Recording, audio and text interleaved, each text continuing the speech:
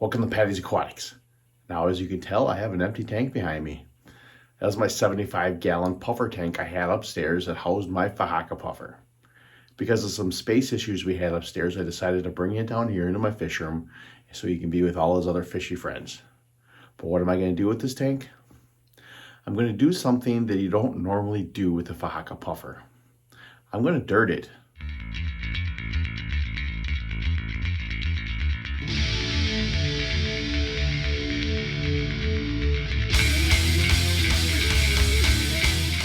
And that's going to give me the opportunity to show you a step-by-step how-to that I set up a dirted tank. So before we start that though, let me show you where Puff Daddy is, my Fahaka puffer right now.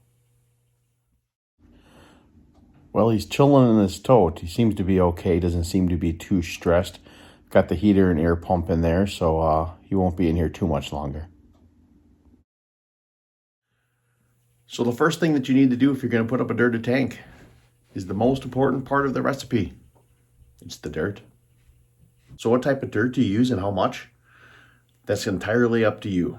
Now, if you want to do, say, the Father Fish method, I highly recommend that you go to his YouTube channel or his Facebook page or his Discord channel. There's plenty of areas in there where he shows his recipes and where you can purchase his additives that go into it if you would like. What I do is a little different. I do it my own way. I do 2 parts organic potting soil to 1 part organic compost. And then I add in some Osmocote into that and mix it up. Now what you're looking to get is a 1-inch layer of dirt at the bottom of your tank. You really don't want more than that. A little less might be okay, but 1 inch is what you're shooting for. Well, I definitely need a little bit more dirt.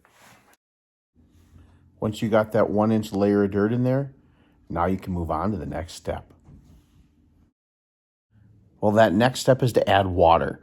What I like to do is put enough in to create a thick mud consistency. What you want to do is mix it all up and then pat it all out. Now, if you put too much water in, it's a little soupy. Don't worry. Just put a little bit more dirt in and it'll thicken it up. Just be careful not to put too much in because you don't want to get that layer of dirt too thick. Then what I like to do is push it up from the glass a little bit in the front so you don't see that dirt layer when you put your cap on. And then now what you want to do is let that dirt layer sit for at least 2 hours for that water to saturate within it and for any air to be able to get released before you put the cap on. Speaking of cap, that's what we're going to add next. What I like to use is sand. What you want to do is put at least 2 to 3 inches of that cap on top of your soil. You can add more. You can add as much as you want. Just make sure you keep it a minimum of 2 to 3 inches. That's what's important. Now you can use pretty much any type of sand that you want. Pool filter sand, play sand, sand from a local beach. I just like to try to make sure that it's either wet or just recently washed. Just makes it easier to handle to be able to put on top of the soil for you. Now people may ask, can I use a different type of cap? Well, I highly recommend sand. I've used gravel in the past and I'm not a fan. I actually have a video coming out next week, it should be, where I'm kind of showing how I think sand is a superior cap to gravel. That being said, sand is just more compact. It really helps to keep that soil where it's supposed to be underneath the cap. And also because of how compact it is, it really helps to create an anaerobic environment for that soil layer, which is very important with the dirted tank, in my opinion. Well, next up is time to add the water and start filling up that tank. As you can see, I have a plastic bag down, but you can use pretty much anything. A plate, Tupperware container, anything. Just basically you don't want the water to be hitting directly onto that sand and creating a hole within it to release dirt into your water column. So that is the purpose of it. So you want to fill that up. What I like to do is fill it up about 75%. That way when I start my hardscape, I have some room to play with. So before we start the hardscape, I just want to install my heater and air stone so I know about where they're going to lie in this tank. And then for the hardscape, it's going to be a pretty simple one. It's going to be mostly just rocks and a few branches.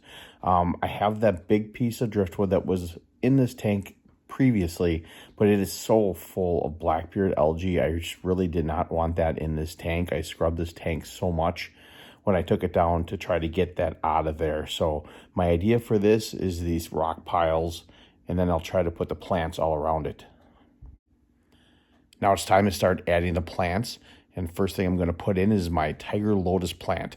This will be my centerpiece in this aquarium. That is, of course, if my Fahaka puffer does not destroy it.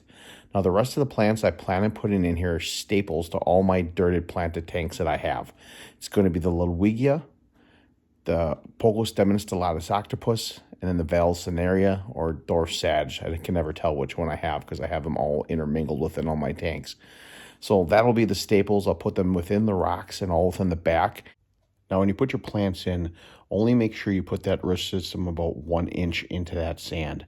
You do not want to go all the way down to that soil level. The roots will find the nutrients coming from that dirt, and plus, if you put them directly into that soil is very chemically active right now, and you could burn the roots of your plants and potentially kill them. Now, you can use any type of plant you want. There's a plethora of plants out there to choose from. Obviously, some of the fast-growing ones are ideal, especially for the beginning, especially if you have water parameter issues, because they'll be very helpful in sucking out ammonia and nitrates out of your water. I use floating plants a lot, too, for that cause, and they're just nice to begin with because I don't use filters in any of my tanks. Now, also think about root-feeding plants like cryptocorns. There's a plethora of those to choose from as well, and those are really cool for this type style of tank. Now that I got the hardscape and the plants in and the water filled back up, it's time to add my Fahaka puffer, Puff Daddy, to the tank. Now, when I put him in there, he was a little skittish and hid back by the air pump, but as you can see, it did not take long for him to come out and swim about and be active and normal. Now, the thing I'll have to look out for with my Fahaka puffer in this dirted tank is that he doesn't breach that soil level. Fahaka puffers are notorious for digging in the sand and the substrate and burying themselves. My guy does it partially. He doesn't do it a lot. More than anything, he kind of moves sand around to make a little pit that he likes to sit in. Or when he's looking for snails, he'll blow the sand all around.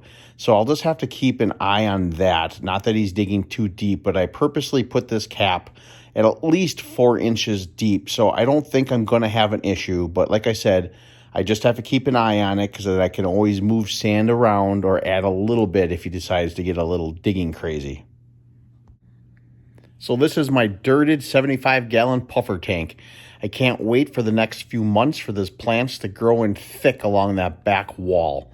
And just like any planted tank, a dirted tank that I start, they start bare, but they always end up to be a jungle of plants. Well, that was my step-by-step guide of how I put together a dirted tank. I love dirted tanks, if you can't tell by my channel, if you're familiar with it. I just love their natural simplicity. There's just something about these tanks that really spark an interest with me. And I hope that they do with you as well. Now, if you're ever thinking about putting one of these style of tanks up, I would 100% recommend it. It's very easy. They're very easy to maintain. It's not as difficult as it may come across. So that being said, hope you enjoyed this video. If you have any questions or any suggestions, feel free to leave them down in the comments. And if you like this video, please consider hitting that subscribe button. But if you do, make sure you hit that notification bell because you don't want to miss any of my upcoming projects. As always, thank you very much for watching, and we'll see you next time here at Patty's Aquatics.